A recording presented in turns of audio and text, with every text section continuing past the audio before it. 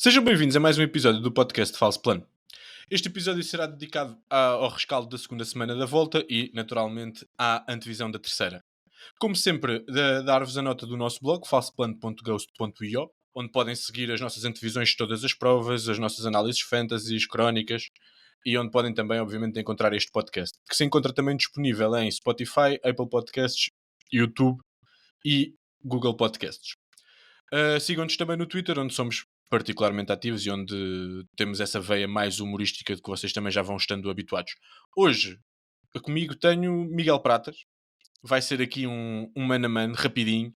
Houve aqui algumas indisponibilidades do resto do painel, mas não quisemos deixar de cumprir a praxe de, nos dias de descanso, vos fazermos um bocadinho de companhia. Por isso vamos falar aqui os dois, um bocadinho daquilo que foi esta segunda semana, e vamos começar naturalmente pelo que foi o prato principal, que foi a etapa do Tourmalet. Era muito antecipada e acabou por entregar todo esse entusiasmo e essas diferenças, essa marca na volta à Espanha que nós esperávamos. Parece ter decidido a volta e começou logo a etapa na primeira subida com os dois dos principais favoritos a descolarem. Como reagiste, Pratas, quando viste tanto o João Almeida primeiro e depois o Remco Evenepoel ficarem para trás tão cedo, num ritmo que ainda era relativamente calmo, com um pelotão grande? É um ritmo relativamente calmo, não sei se concordo muito com isso. Estavam ainda Mas 40 ou 45 ciclistas, supostamente eles também estariam, sim, não é? sim, Mas sim, sim, sim, não iam sim. a passear, não iam a passear. Antes da etapa começar já tinha visto um ou dois vídeos da equipa da Jumbo a aquecer nos rolos, portanto, a equipa inteira, e vi logo isto hoje vai ser full gás. Vai haver sangue, mas nunca esperava que acontecesse isso tão cedo e a dois corredores com esta qualidade. Mas era óbvio que iam haver vítimas. O João começou a quebrar, depois ainda recuou, mas eu vi logo que a coisa não estava bem. Entretanto, a Eurosport anunciava que alguém da equipa tinha dito que ele estava doente. eh, e pronto, e tivemos que mandar a toalha ao chão.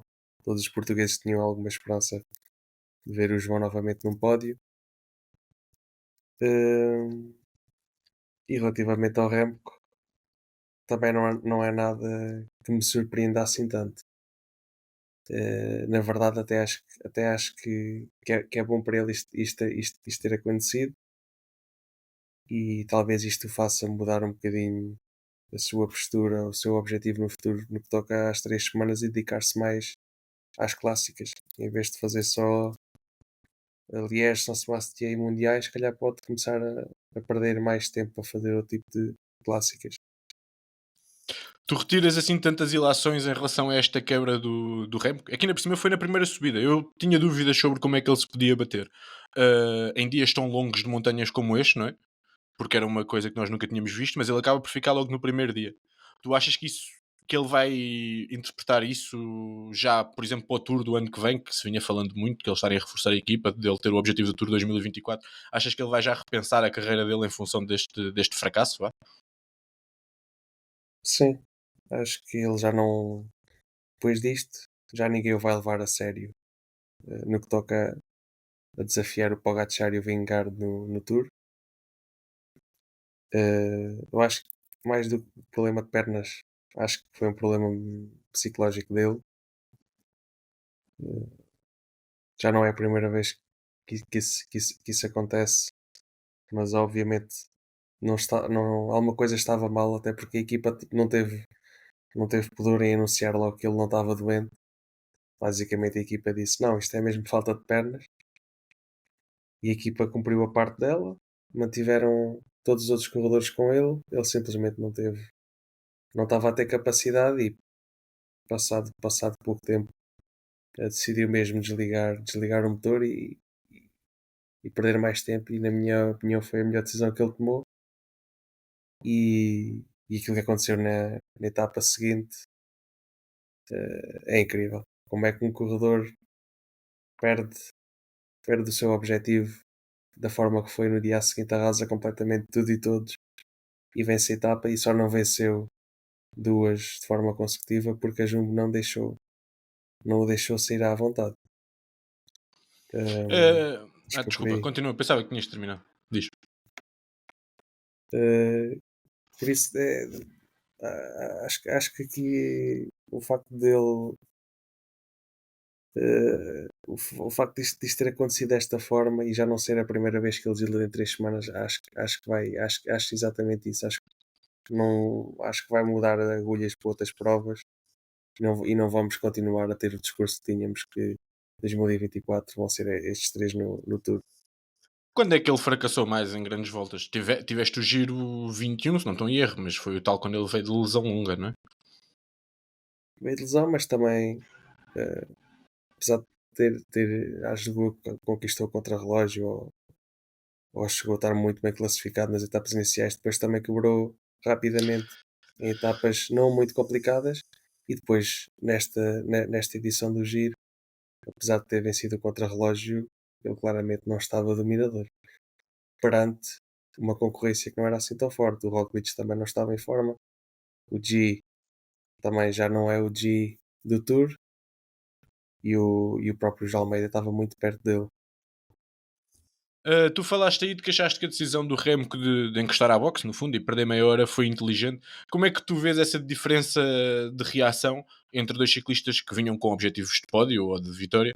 O João decidiu batalhar 100 km sozinho para chegar a 7 minutos em vez de chegar a 30, enquanto o Remco decidiu perder 30 para no dia a seguir andar a batalhar 90 km sozinho para ganhar uma etapa. Não é?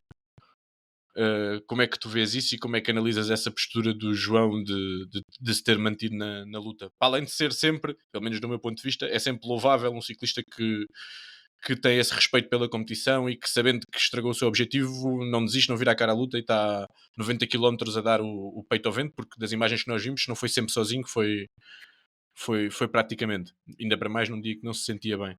Mas achas que pode não ser a decisão mais inteligente ao nível do que ele ainda pode entregar nesta volta? Eu não consigo ter uma opinião eh, bem definida nos dois, em qualquer um dos dois sentidos. Porque, por um lado, eu acho que o mais inteligente da parte dele, na minha opinião, seria fazer o mesmo que o Remco, tirar o pé eh, e vais tentar ganhar uma etapa. Trabalhas de outra forma para o Ayuso, és menos uma opção taticamente ao nível de potenciais ataques, mas por outro lado podes fazer outro tipo de trabalho de gregário nessas etapas decisivas de montanha e quem sabe ter mais margem e tentar ganhar uma etapa na fuga. Agora, a postura que ele teve, pá, incrível. Ele, isto pode parecer estranho, mas para mim se calhar foi das melhores etapas que eu já ouvi fazer. Um corredor que está mais Foi de das 100 que me ganhou km mais respeito, pelo menos. Isso sem dúvida. praticamente, praticamente sozinho. Ainda houve ali uma altura que teve a companhia do Attila Walter da Jumbo, mas não era propriamente uma companhia que lhe dava alguma ajuda. Era só mais peso na roda. E ele acho que terminou perto do top 15 a 6 minutos e tal, e ainda termina o dia dentro do top 10. Eu acho que foi uma prestação incrível. Não há muitos corredores que sozinhos conseguissem perder tão pouco tempo. Eh, eu também acho que foi um bocadinho estranha essa constipação ou essa doença que ele teve. Eu acho que se ele não tivesse a 100% não ia conseguir fazer uma etapa destas. Simplesmente o início deve ter sido demasiado forte para ele. Ele não aguentou o ritmo e não conseguiu repor a alimentação ou repor o ritmo a tempo. Conseguiu se manter no grupo e andou ali no seu ioiô neste dia de forma diferente. Esta Eh, maneira de correr do João não dá para fazer numa primeira subida, não é? Tu numa primeira subida, sabendo que a seguir tens os vales, onde se estiveres sozinho te desgastas completamente, não te podes deixar estar constantemente a descolar. Eu partilho a tua opinião, acho que ele terá tido alguma coisa, não acho que a história da gripe é uma invenção, mas acho que sobretudo ele a algum momento sentiu-se bastante mal na primeira subida e não podia estar assim tão mal, porque senão não aguentava o resto do dia a ser minimamente competitivo e a apanhar tantos ciclistas e a acabar no top 15, como tu disseste, acabou em 15º a 6,47. Depois também é estranho. Ninguém da equipa ficou com ele praticamente. desde muito cedo ele ficou sozinho. Eh, Isso corrobora a teoria de estar doente, né, por um lado, mas, então, mas se também se estava doente, acho que devia era ter-se resguardado ainda mais. Agora ficou ali no meio sozinho, faz-me um bocado de confusão. A opção tática e a própria opção dele. Mas À medida pronto, que os colegas iam descolando, acho que tanto o Fischer Black como o Novak ainda tiveram algum tempo com ele. Também já li uma entrevista em que ele disse que houve uma altura que já tirou o rádio porque já não valia a pena. Podia estar a ter informações do carro exatamente para parar, e nesse sentido que estás a dizer, e dele não querer, dele se querer manter minimamente na luta. Passando depois ao prato principal desta etapa, depois desta carnificina que tivemos na primeira subida, a Jumbo nunca mais parou o ritmo para descartar completamente João Almeida e Remo com o Evan Paul, por isso a etapa foi sempre corrida a grande velocidade. Acho que nem nunca chegámos a ter fuga, chegámos a ter uns grupozinhos de 6, 8 ciclistas de início, mas uma fuga formada com um minuto ou um minuto e meio de avanço nunca tivemos. A fuga foi o próprio pelotão, e a restante festa estava reservada para a subida final, o mítico Tourmalet. Tivemos um espetáculo que nós, de certa forma, já temíamos. Um domínio total da Jumbo, com o Vingegaard a ser o primeiro a atacar, a cerca de 8 km do fim. À primeira não resultou, mas atacou logo a seguir, isolou-se, fez o resto da subida sozinha, e tanto Kuss como Roglic na retaguarda foram controlando as operações, acabando por fechar 1, 2, 3 na etapa e ascendendo às mesmas posições na geral, onde são neste momento primeiro, segundo e terceiro classificado. Esperavas ver a Jumbo assim tão dominadora?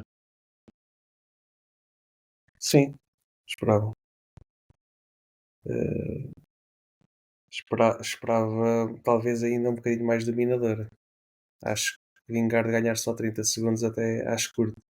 Ele até chegou a ter perto do minuto, mas isto é claramente a prova que ele não está perto, sequer perto dos níveis do Tour, pelo menos fica com essa sensação.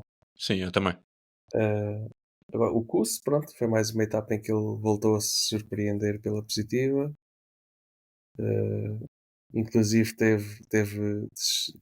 chegou a fazer um ataque incrível. Depois acabou por ganhar pouco tempo, tanto ao Roglic como ao Ayuso e ao Brooks e ao Mas, foram os únicos três corredores que conseguiram aguentar mais ou menos o ritmo da Jumbo. Mas é um feito incrível fazer um 2-3 nesta etapa, ao mesmo tempo fazer um 2-3 na geral. É um feito incrível. eh, mas por outro lado não sei se é muito bom para este desporto termos uma equipa assim tão dominante, tendo em conta que, apesar do maior rival não estar presente, as segundas linhas dos grandes nomes de 3 semanas estavam todas, ou praticamente todas, presentes, e algumas delas com equipas de altíssimo nível. Faz-me um bocado de confusão como é que o Kuss, na sua terceira grande volta, ainda faz aquele ataque, e corredores como o Ayuso e o Henrique Paz não conseguem acompanhar. É, só tenho que elogiar o seu excelente planeamento a todos os níveis por parte da Jumbo, e espero que não sejam fantasmas do passado a aparecer aí. Este tema leva-nos à questão que atualmente é a questão do 1 milhão de euros. Como é que vai a Jumbo lidar com esta situação de ter 1, 2, 3? Vai defender Kusse? Vai priorizar o facto de ter o pódio completo? Ou na loucura vai deixar os três lutarem entre si? É que ainda faltam bastantes, eh, 3 dias bastante difíceis, e, eles devem muito a Kuss, aparentemente, Vingard e Roglic, mas eles estão lá todos para ganhar, e eu senti mesmo no Tourmalet já em alguns momentos, o Vingard não chega com mais tempo, porque foi Kuss mais do que uma vez a acelerar o ritmo cá atrás. Como é que tu achas que isto vai ser, tanto a nível da direção, ou seja, de quais é que são as ordens que eles vão receber, como ao nível da atitude dos próprios ciclistas perante esta inusitada situação? Depois de tudo o que o Kuss já fez por eles, acho que eles não o podem atacar de forma muito descarada, mas vão haver oportunidades para isso. Seja responder a ataques dos rivais, seja ali algumas jogadas táticas que não sejam muito evidentes, como por exemplo este ataque do Vingard, que fazia todo o sentido, não é? Hum, mas eu acho que neste momento a Jumbo tem a vitória no bolso, não vão, não vão deixar, não vão deixar o cenário de guerra aberto entre os três e que ganha melhor. Acho que não. Acho que vão dar prioridade ao Kuss neste momento que é o líder, mas não Mas se o vão Ayuso lidar sair e com só o isso. Vingard é que conseguir ir na roda, vai, não é?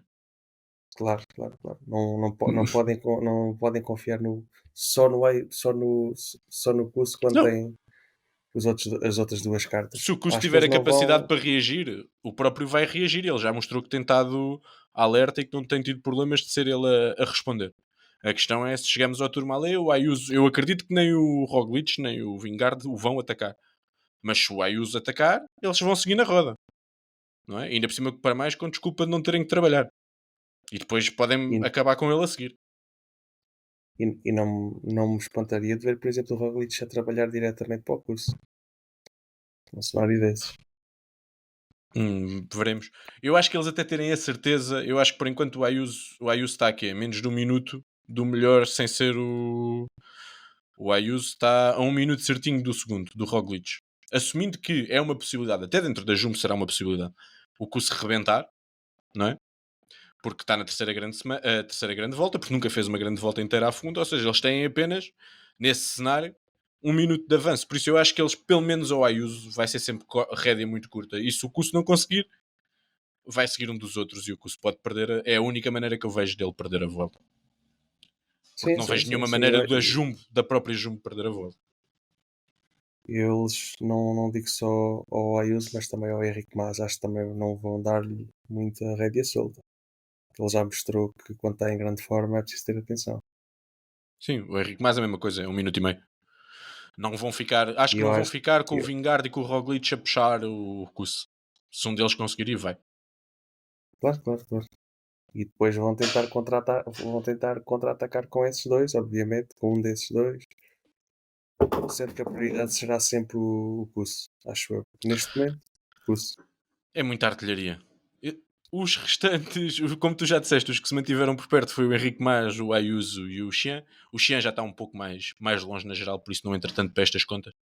Qual deles é que te parece a maior ameaça? Vá, nem digo para a vitória, mas para o pódio completo da Jumbo. Os dois espanhóis, obviamente. E Ainda metes uma assim, o Belga hierarquia entre está eles ou achas que tanto pode dar num como no outro? pela pela equipa que tem, mete o Ayuso. Está mais perto, tem uma equipa melhor e tem uma postura mais ofensiva. Se tivessem os dois dentro do pódio, seria diferente. Tanto os dois fora do pódio, ah, estou a ver o Ayuso com mais vontade de atacar e o mais defensivo, tentar não ficar pior do que o que já está. Até pelas declarações deles, né? E porque tu já desde o início da volta que dizes que o Ayuso vai ganhar no Angliru. Dizias que ele ia perder Pois, 20 minutos mas, no mas tinha Tourmalet. ficado fora da top 10. Parece que essa parte já não vai ser. Logo a seguir ainda temos mais outros dois espanhóis, o Soler no mesmo tempo do Mas e o Landa 45 segundos atrás. São dois personagens, dois espíritos livres. Ainda podem ter alguma na manga até Madrid. Se há gente maluca para tentar alguma coisa, são eles. Mas não sei se haverá perdas. Não, o Soler já não acredito. Só se tentar, pode ainda servir taticamente para algum ataque porque ainda está perto, mas vão ter que gastar essa carta mais cedo possível. Já se viu, já vimos ele a quebrar. Hum,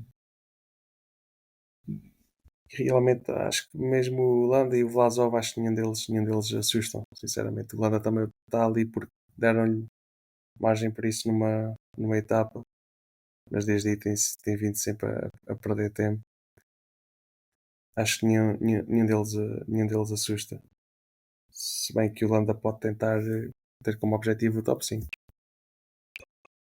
E esta acabou por ser a única etapa em que tivemos reais diferenças na GC durante esta semana. Tivemos também o contrarrelógio, mas o contrarrelógio acaba por já estar um bocadinho fora do contexto depois daquilo que se passou. porque os principais vencedores tinham sido Remco e João Almeida, que entretanto encostaram os dois à boxe. Por isso vamos ficar por aqui no que à classificação geral diz respeito da segunda semana, e vamos ter aqui um espaço que gostávamos de ter sempre, que nos dessem sempre tantas alegrias como deram esta semana, que é para dar aqui algum destaque aos ciclistas portugueses nos mesmos dias ou na mesma altura em que o João acabou com as nossas esperanças de repetir o pódio do Giro. Dois outros portugueses, dois Ruis, estiveram em grande destaque. Primeiro o Rui Oliveira, com um lançamento que roçou a perfeição e que entregou de bandeja a vitória a Molano, a primeira da UAE, e efusivamente festejada. E seguiu-se depois, no último dia antes do dia de descanso, a vitória do Rui Costa. Rui Costa, com muita ratice, com muita capacidade de saber os momentos em que se deve ou não desgastar, e dando-nos essa alegria de voltar às vitórias em grandes voltas, 10 anos depois da sua última vitória no Tour. Como é que viveste estes momentos estes dois grandes sucessos nacionais? Acompanhei as duas etapas. A do Rui já só acompanhei numa fase final, quando ele já ia na frente, já no grupo restrito, e não quando ainda ia naquele grupo grande em que se incluía o Remo. Mas começando pela etapa do Rui Oliveira, pá, um lançamento incrível. Alpecin eh, conseguiu apanhar Alpecin um bocadinho a dormir e fez um lançamento incrível.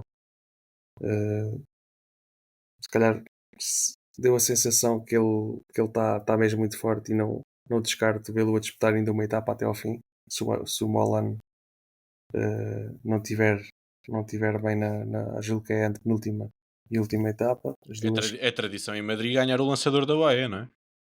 E já é essa tradição que vimos no ano passado, o lançador do Ackermann a vencer, foi o Molan, e vamos ver se este ano ele retribui aqui esta vitória que o Rui lhe deu, que realmente foi um lançamento incrível. Ainda acaba em quarto lugar. Não é qualquer lançador que faz um sprint, faz um lançamento destes, ainda termina em quarto. E já meio que a festejar a vitória. Foi um bom momento do Rui, que também deu-lhe muita visibilidade, acho eu, porque foi realmente incrível. E depois a etapa do Rui Sim, Costa foi deixa-me uma só dizer vitória a uma Rui coisa Costa. sobre o Rui Oliveira, desculpa. É raro vermos um lançamento, ok que nós temos sempre esse enviesamento, por sermos portugueses, obviamente, mas vermos o lançamento ser tão decisivo na vitória. E nós vimos isso mesmo nas entrevistas depois, onde é que os realizadores foram buscar as imagens. O Rui teve muito foco, e acho que foi muito evidente para toda a gente, mesmo no Twitter, onde nós também somos mais ativos, muita gente a destacá-lo. Nós fizemos logo uma sondagem, ver se ele era o melhor lançador do mundo, sem porcarias, não é? É logo escalamos logo a coisa, mas foi muito bom ver o Rui ter, se calhar, aqui um dos maiores momentos de destaque da carreira dele, e, e vê-lo vencer, e feliz, quase como se tivesse vencido a etapa, por ter entregue o seu trabalho de maneira tão eficiente. Ias agora falar do Rui Costa? Sim, mas já agora, só para complementar sobre isso, estes sprints na Vuelta também têm sido um bocadinho desorganizados, e, e por um lado isso também dá outro valor ao trabalho que os lançadores fazem para tentar posicionar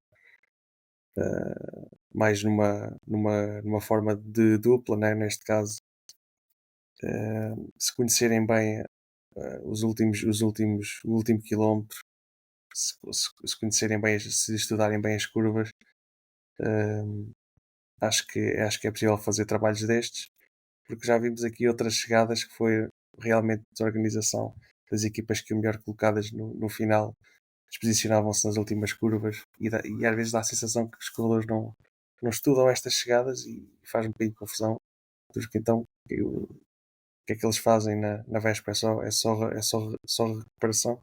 Às vezes faz um pouco de confusão, mas aqui nada a apontar. Timing perfeito, potência perfeita e lançamento impecável para a vitória do Molano.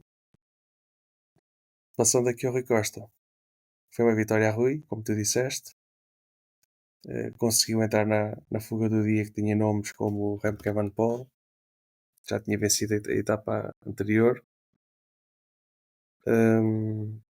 Claro que o Remco foi se calhar um dos mais trabalhadores no início, porque a Jumbo não o queria deixar sair assim à vontadinha.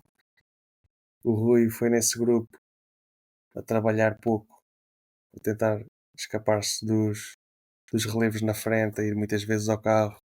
Isso foi visível, mas não era nada que não estamos habituados. Depois, quando seguiu com o Buitrago, conseguiu também gerir dessa forma. O Buitrago é um corredor com muita capacidade física, mas por vezes trabalha demais nas fugas, por isso é que não tem mais vitórias. E já tem algumas porque ele realmente tem muita qualidade. E o Rui aqui aproveitou-se um bocadinho dele, ainda deu para o Câmara cair numa curva quando já ia à frente deles cerca de 5 6 segundos. Ainda deu para o Câmara se despistar numa curva e depois ir apanhá-los no último quilómetro. Quando o Rui, mais uma vez, muito inteligente, a, não, a jogar bluff, a jogar póquer com o Buitrago e, e a não deixar passar muito tempo na frente. E pronto, e no final do dia correu-lhe bem o sprint, era um dos favoritos. Aliás, era o principal favorito dos três a nível de sprint e venceu. E é incrível voltar a ganhar uma grande volta 10 anos depois. É a quarta vitória este ano do Rui e é a quarta vitória em Espanha também. E é o culminar de uma grande época, quase de ressurreição depois dos anos mais apagados, dos últimos anos E, mais e já, apagados na UEA. e já que estavas a falar na sondagem que nós fizemos sobre o Rui, também sobre o Rui Oliveira, fizemos também uma sobre o Rui Costa, que era qual é que é a melhor transferência do ano, mas neste caso acho que não foi apenas por brincadeira, acho que foi mesmo uma das transferências do ano. Sim, sem dúvida, e sobretudo a nível da expectativa que já não se tinha sobre ele e que ele desde o início do ano foi apresentando tanto na comunidade valenciana. Eu lembro da Strada Bianca, fiquei super impressionado com o desempenho dele, a andar com os melhores, se não estou em erro, depois fecha quarto e consegue ainda vir aqui entregar uma vitória, à primeira do ano em grandes voltas para a Intermarché, que também é importante, porque a Intermarché começou muito bem a época, mas vinha estando mais apagada e foi muito bom ver o Rui voltar às vitórias. Vamos aqui agora a outros temas um pouco mais soltos. Vou-te deixar falar daquilo que tu entenderes, mas há aqui uma ou duas coisas que eu gostava pelas quais passasses a palavra, nomeadamente o regresso de Gana às vitórias depois de derrotas sucessivas com Remco Evenepoel e o regresso às vitórias em grandes voltas, que este ano ainda não tinha sido capaz. A emotiva vitória da Errada, que aproveitou de uma das poucas etapas em que a fuga venceu num final neutralizado e foi claramente o mais forte com um punch final incrível. E o comeback do Remco, que tu acabaste por já falar um pouco e já descrever o respeito que tens pelo forma como ele reagiu ao desfalecimento da véspera. O que mais te chamou a atenção aqui nesta volta, nesta semana? Estavas a falar da etapa neutralizada do Errada, mas para ficar claro, foi neutralizada pelos corredores da geral, nomeadamente pela Quickstep. Sim, sim, Então estava a dizer foi isso assim, no não foi. sentido de. Essa não foi neutralizada mesmo. Não foi a da Quickstep. A da Quickstep Não, foi a não que ganhou foi, o não foi, Kamna. não foi. O Kamna é que ganhou na neutralizada.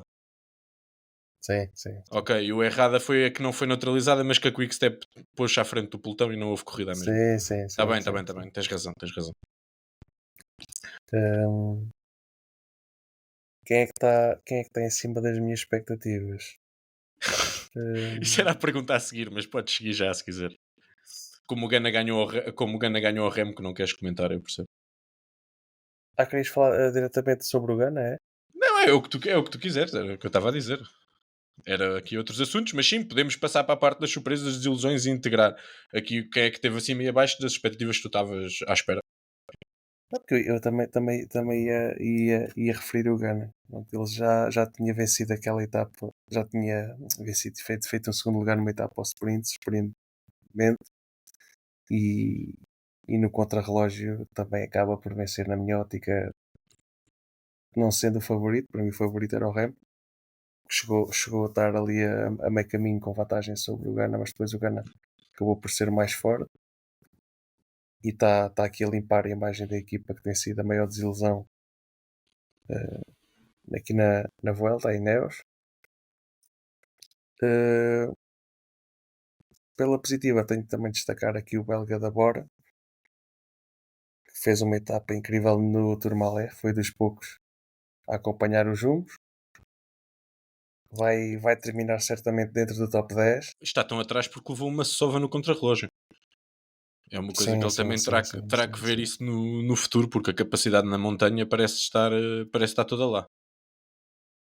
Sim, eu não sei se ele realmente é muito mau no contrarrelógio ou se ainda tem alguma coisa a aprender sobre a gestão de esforço.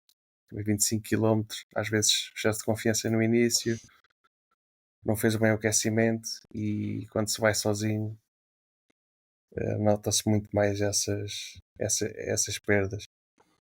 Mas, independentemente disso, acho que ele demonstrou aqui na montanha, eh, transmite-nos boas sensações para o próximo ano e vai ser mais um dos jovens que vai estar aí na luta.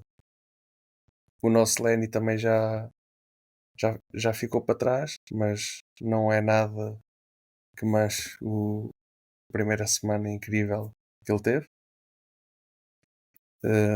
Com a idade destes jovens, uh, de acabar já a volta, para eles acho que estava feita muito, muito positiva.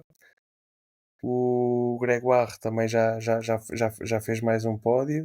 Outro jovem que também não é que tenha sido acima das minhas expectativas, mas está a cumprir. Uh, Quem tenha assim mais a elogiar, não estou, sinceramente, tirando a Jumbo, não estou, Isto só dá jumbo, não tem mais nada por onde se lhe pegue. mesmo nos sprints, não estamos a ver, não estamos a ver assim nenhum nome que esteja a surpreender. E a nível de desilusões, além da Ineos, é basicamente, na minha opinião, daquilo que eu estava à espera, alguns corredores que não estão nas fugas tão fortes ou tão presentes como eu esperava, como o Batistella, por exemplo. Nem sei se já abandonou. Agora que me estou a lembrar dele, nem sei se já abandonou. O Carti O também é Carti outro até agora corredor que teve a tentar, tenho ideia, teve a tentar geral, só agora é quem gostou. Houve agora um dia que sim, perdeu 20 e tal minutos. ele conseguiu recuperar naquela fuga, entrar no top 10, mas entretanto já está outra vez atrás. Já está perto do top 10, mas está a uns 10 minutos mais ou menos. Hum, e sinceramente não houve assim ninguém nestas etapas que tenha desiludido perante as expectativas que eu tinha. Sim, é que tem acabado por ser. Olhamos para o top 10 e eu acho que há, à exceção de Soler e de Sepkus, que têm sido uma curiosidade ao longo desta volta, os números 3 das respectivas equipas a estarem bem, os outros nomes seriam todos mais ou menos expectáveis. Mesmo o Xian fez top 10 em todas as provas do World Tour que participou este ano e já vinha mostrando nível para estar próximo. Eu queria também só dar uma palavrinha ao Bardet, que é um ciclista que eu gosto muito, pá, e que levou uma sova do Remco, mesmo andando na roda o dia inteiro, e depois o fim do dia, a entrevista dele no fim, é muito engraçado que ele diz: eu venho na roda, ele não vai a pedalar, é tão aerodinâmico, eu tenho que pedalar para ir atrás dele. Mesmo aí na roda é um desgaste brutal. E que dizia que quando era ele que puxava, acabava por estar a fazer os mesmos watts, a mesma potência do que quando vinha na roda. Tal era a intensidade que o Remco punha na corrida, e depois na subida final, mesmo vindo sempre a expor ao vento, ainda deixa o Bardet para trás sem aparente grande dificuldade. É um daqueles ciclistas que parece que foi completamente atropelado por esta nova geração, mas é um personagem e um ciclista que eu gosto bastante e que já andou na luta. E, ele já fez esta etapa que tu referes e aquela etapa que Com o ganhou o Lenny Kuss, Martinez, que ele. Exatamente. fez duas etapas incríveis. Lá está, que estás a dizer, ele está a ser atropelado pela nova geração. E ele ainda tem esse toque giro que ele disse depois, e o Lenny confirmou. Na altura, o Kuss ia na frente, nessa primeira etapa que te referes, e ele vinha com o Bardet atrás. E quando o Bardet percebe que não pode ganhar a etapa, deu-lhe uma mãozinha para ele acabar por manter a vermelha, que acabou por ficar apenas por 8 segundos.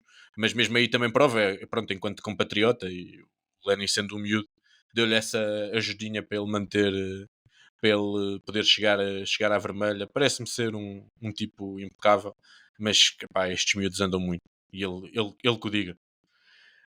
Vamos passar à antevisão da terceira semana, que vai começar já nesta terça-feira com uma etapa clássica espanhola, um New Puerto, digamos assim. Tem alguma dureza no final, a etapa é muito curta, por isso até pode ser que alguém queira controlar, mas dado o domínio da Jumbo parece-me algo difícil. Depois temos a maior etapa desta última semana, que será o Alto do Angliru mítico. É das principais etapas, das principais memórias que eu tenho de ciclismo, é ver Contador ganhar aqui na sua despedida, dos momentos mais emocionantes que eu já vi a acompanhar ciclismo. Vai ser mais uma etapa curta, 125 km, primeiros 70 planos, depois duas contagens de primeira categoria, o Cordal, como é habitual, à entrada para o Angliru. Depois temos mais uma etapa de montanha bastante dura, a última desta volta à Espanha, que acaba na subida de La Cruz de Linares, 8 km a 8,5%. Vai ser feita por duas vezes e a partir daí, na sexta-feira, sprint. No sábado, a tal etapa de montanha russa, com 10 contagens de terceira categoria, que vai ser gira, sobretudo se ainda houver alguma coisa em jogo no pódio, mas mesmo para os restantes top 10 vai haver ajustes, vai ser uma etapa gira com certeza de acompanhar. E no domingo, o dia de consagração em Madrid. O que é que ainda está por decidir nesta volta, Pratas? Eu acho que o top 5 já não vai mexer muito. Aqueles 5 corredores, ou seja, os 3 jumbos, o Ayuso e o Mas, acho que já não vão sair do top 5. Acho que o Mas vai fazer uma corrida mais na expectativa até chegarmos à última etapa de todas e aí tentar algo que se fizer sentido para ele poder chegar ao pódio. Até aí acho que ele vai fazer uma corrida calminha. E o Ayuso acho que é um corredor já com outro perfil e vai ser ele a mexer com a Jumbo. Acho que a Emirates ainda vai animar muito isto. Até agora têm tentado, mas não têm conseguido. E eu acho que na etapa do Angliru e na etapa de montanha anterior ao Angliru, acho que eles vão tentar mexer qualquer coisa, porque lá está. E é a minha opinião, o Hills já fez um pódio para ele ficar em quarto, ou em oitavo, ou em nono, é a mesma coisa. Tem que E onde é que tentar achas que vai ser essa entrar no pódio. ousadia? No Angliru? É que No Angliru, no Angliru é tão duro que mesmo o facto do Jumbo serem 3, como o Ayuso disse, faz pouca diferença, não é? Aqueles últimos 6 km a 13% ou o quê? Aquilo no é quem tem Angliru mais pernas. de certeza absoluta que ele vai tentar lá, mas há espaço antes disso e são 2 minutos e tal.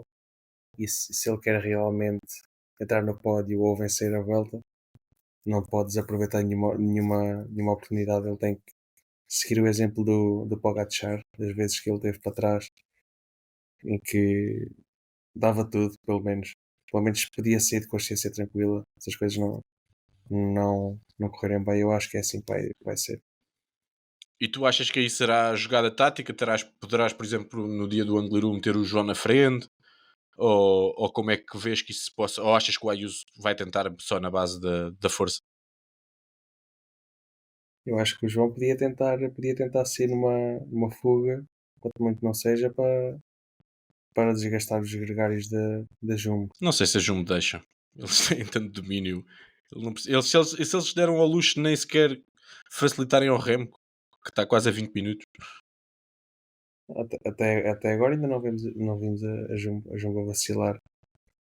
Mas o João também, com o tempo que já leva para trás, não pode dar uma grande ajuda ao Ayuso neste momento, a não ser que seja ele o gregário direto dele e que deixe ele ir na roda dele as etapas todas.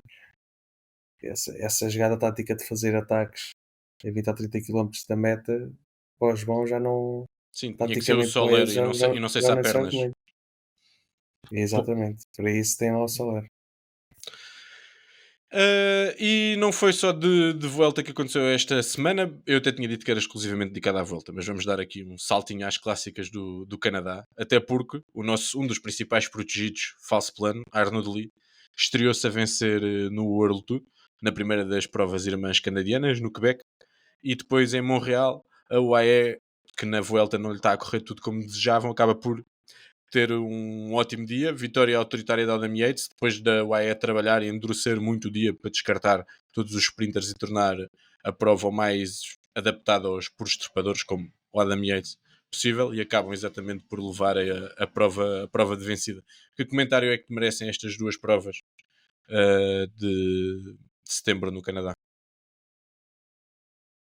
Eu fiquei muito contente pela vitória do Arnaud Delis, a primeira no World Tour. A prova em Quebec é mais, eh, é mais, é menos dura do que a prova em Montreal e, e os sprinters conseguiram aproveitar mais ou menos todos para conseguir disputar a etapa e o Deli finalmente, finalmente conseguiu uma vitória deste nível e espero que na próxima primavera nos volte a dar mais exibições destas. E ele próprio na prova em Montreal acaba por fazer uma boa prestação. Ele deve ter sido. Ele descolou para aí 10 vezes. Deve ter sido o mais combativo do dia, só se foi. Pá, mas se vis os nomes que ficaram à frente dele, são tudo corredores com outro Sim, sim, perfil, sim. muito Eu mais estava a dizer leves do isto no que ele. sentido elogioso. Sim, Dele sim, sim. voltou sempre, nunca desistiu, voltava sempre, passava. O circuito tinha aquela subida mais dura, víamos sempre ele a ficar para trás e depois víamos sempre ele a recular. Depois já ter tentado jogar em antecipação antes e pôr-se na frente, acho que a exibição, embora o resultado não tenha sido o melhor, acho que a exibição dignificou bastante o touro. Mas a verdade é que pronto, esta segunda prova também não era talhada para ele, apesar de não ser impossível que seja disputada por corredores com esse perfil, como até mesmo o Michael Matthews. Não sei se já ganhou, mas já fez bons resultados lá, portanto Já também não ganhou, já seria ganhou. impossível. Mas a Emirates fez aquilo que competia para, para o bloco que tinha.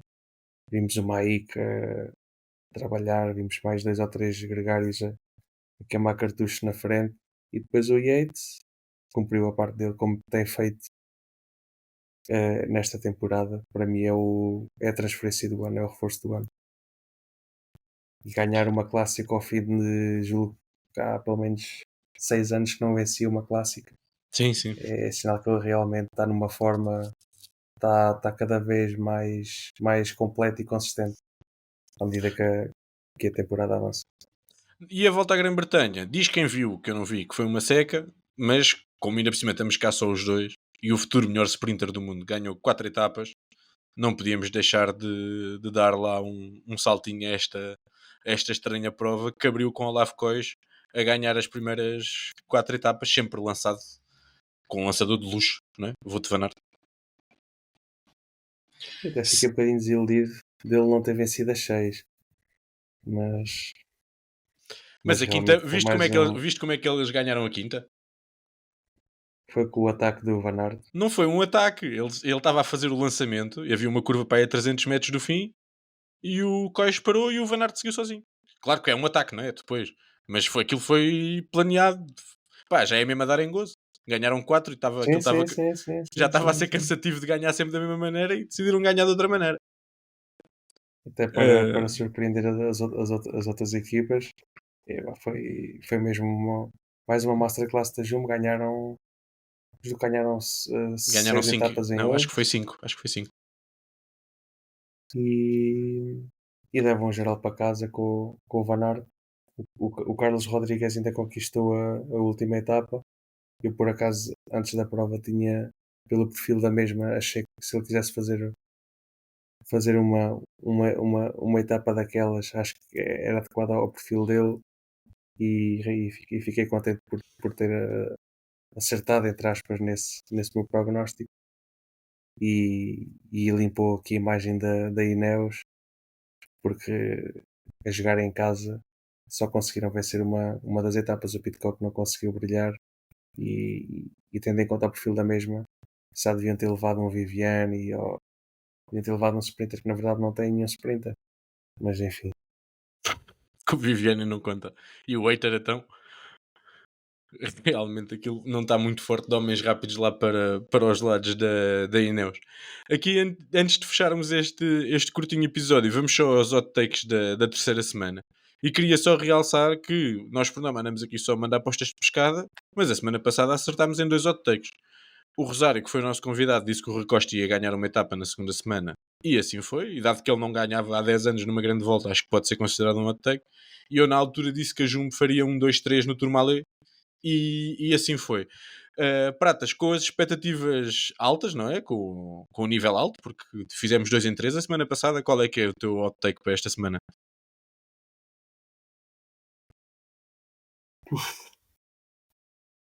Rui Oliveira ganha em Madrid. Já estava, por acaso já estava à espera que tu metesses essa. O meu hot take para a terceira semana é que eu ainda não tinha bem refletido sobre este assunto, mas é que o Kusse perde 6 minutos no Angliru. Sai do top 5, pelo menos. Fica esse o meu hot take e que está ligado com a pergunta a seguir, que é quem vai vencer a Vuelta. A minha aposta é, desde o início e até agora, mantém-se inalterável, mesmo ele não estando no seu pico de forma, aparentemente, é Vingard e sentenciar a altura no Angliru. E tu, Pratas? Sim, eu também, mas agora acho que até é interessante dizermos ti qual é que vai ser o top 3. Vingard, Ayuso... Não. Vingard, Roglic e Henrique Mas. Eu vou dizer Vingard em primeiro, Ayuso em segundo e Roglic em terceiro. Ok, cada um de nós mete um dos Ni- intrusos E ninguém confia no Kusa. e ninguém confia no curso. É aquelas coisas, eu sou assim com os miúdos também. Quando é os miúdos de 20 anos, é só quando eu os vir fazer é que acredito. E um gajo que faz 3 semanas e que ainda por cima nunca faz 3 vezes as 3 semanas e ainda por cima nunca correu uma grande volta até ao fim. E eu acho que o Roglic talvez tenha bom feitio, mas eu acho que o Vingard só sai desta volta sem ganhar se tiver de ser. E acho que o Angliru pode pôr toda a gente no sítio. Isso, se tiver um dia menos bom, uh, vai ser demasiado óbvio. Mas vamos ver. Já tive bastante menos crente no GC Kuss do que estou agora. E se eu pudesse escolher por coração quem é que ganhava, eu preferia que ganhasse o Kuss. Gostava que ganhasse o Kuss. Mas sobretudo estou Sim, sim. curioso para ver as dinâmicas da Jumbo. Também gostavas que ganhasse o Kuss. Estamos todos juntos nesta. Quase todos os adeptos de ciclismo estão a torcer um bocadinho pelo outsider e por o rapaz simpático que o Kuss sempre foi. Qual é a tua posição em relação a isso? Não, eu acho que seria bonito sim ganhar o Gregário que já ofereceu tantas vitórias aos outros dois, mas preocupa-me um facto de terminarem os três no pódio, sinceramente. Faz-me Sim. confusão como é que uma equipa hoje em dia, com tanta evolução tecnológica, da própria alimentação, preparação, treino, E nós como é que pode quando. haver uma equipa tão dominadora? Exato. Não, e há aqui uma coisa, nós não costumamos falar muito sobre isso, mas podemos dar aqui um minutinho a esse assunto, não é? Que é este desporto que nós acompanhamos quando vemos domínios deste nível, vai sempre levantar questões, não é? E isso não é. Quer qualquer que seja a nossa posição sobre isso, que não interessa particularmente aqui para o tema, nunca é saudável para o desporto e nós sabemos que exibições de tal forma dominadoras destas equipas, ou da Jumbo em particular neste momento, vai sempre trazer essa nuvem para o ciclismo. Se calhar também é um pouco por aí que tu gostavas de evitar este pódio da Jumbo. Sim, sim, sim, sim. Ficamos por aqui então. Como dissemos, hoje foi mano a mano, mas não quisemos deixar de vos dar as nossas opiniões sobre esta segunda semana e sobre o que ainda falta correr desta volta. Sigam-nos no Twitter, que é onde nós temos mais a nossa personalidade e onde podem também encontrar todos os posts que nós depois pomos em falsoplano.ghost.io. Este episódio, tal como todos os outros, vai estar disponível em YouTube, Spotify, Apple e Google Podcasts. Muito obrigado. Voltamos para a semana com o episódio de rescaldo da volta. Até lá teremos as antevisões de todas as etapas, antevisões diárias, como é habitual, e também das outras provas Cycling Fantasy App e Velo Games que existirem até lá. Muito obrigado, um abraço e até para a semana.